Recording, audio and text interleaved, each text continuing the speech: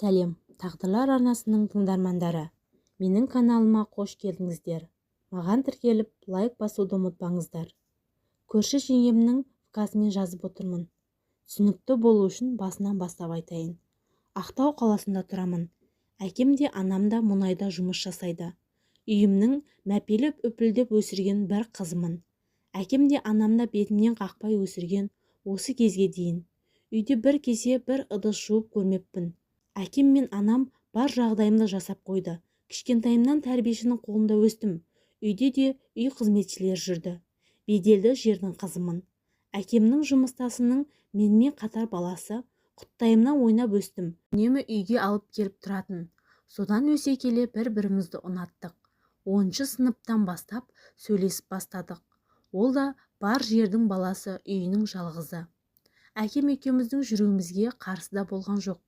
Керісінше, теңіміз деп қосқысы келді ма, маған да үнемі айтып отыратын. Әке-шешесі көргенді кісілер, біздің теңіміз, тең-теңімен, тезек қабымен деген деп. Оқуды бітіре сала ол Алматыға оқуға түсіп кетті. Мен грант жеңіп шетелге Чехияға оқуға түстім. Жолымыз екіге айырылды. Бірақ WhatsApp-пен телефонмен сөйлесіп тұрдық.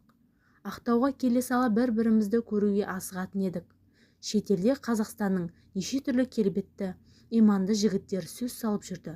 Бірақ бірде-біреуін елемей, тек сабақ оқумен жігітімді ойлаумен болдым. Менің бар ойым дипломымды қорғау болды. Әкемнің үмітін ақтау болды. Бір сөзбен айтқанда ешкімнің ала жібін аттамадым, арымды таза ұстадым. Карантин уақытында қамалып Чехияда қалдым. Жігітім де Алматыда болды. Карантин басылып, Ақтауға да келіп кетіп жүрдім.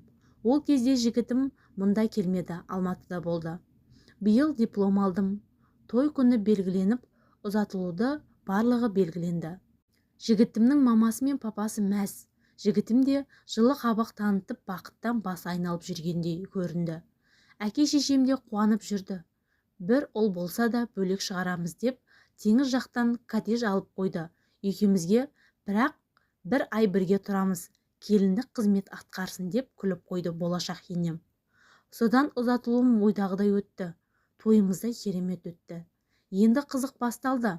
Тойдан кейін енем мен атам теңіз жақта новый үйге кетті. Екеуміз үйде қалдық. Неке түнінде жігітім маған ауызға алуымды өтінді.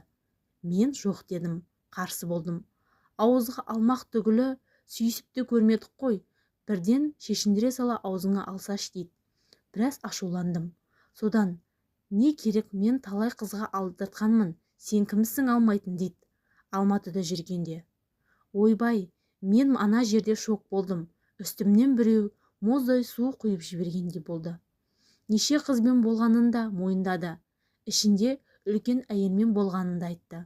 Маған опытный болмасаң, басқа қыздарға барамын дейді. Өзіңіз ойлап қараңызшы. Бірде-бір рет төсекте болған емеспін. Ешқандай жігітпен қыдырмай, болашақ жарымды күтіп жүрдім. Адалыммен. Тұрмысқа шықтым емес пе? Еще шешіндіре сала, аузыңа саламын мынаны дейді. Мен шок болдым.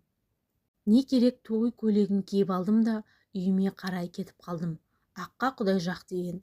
Әке-шеше мені ұзатқаннан соң отпуск алып Астанаға кеткен еді. Үйде тек өзім. Бір қызығы енем маған WhatsApp-тан сообщение жазыпты. Қарағым, қыз емес болмасаң айтпайсың ба? Деп, анама да соғып қыздарың тыңған қыз екен. Шетелде жүріп білгенін істеп келіпті ғой. Елге не бетімді айтамын? Қыз болмай, ұлым үйден қуып шығыпты сол түн-ақ деп айтты. Үндемей телефонды қойып қойдым. Енді өмірім не болады? Не болып кетті? Әке-шешеме қалай айтамын? Маған солай айтты деп. Маған қолдау көрсетіңіздерші. Шығатын жол таба алмай дал болдым.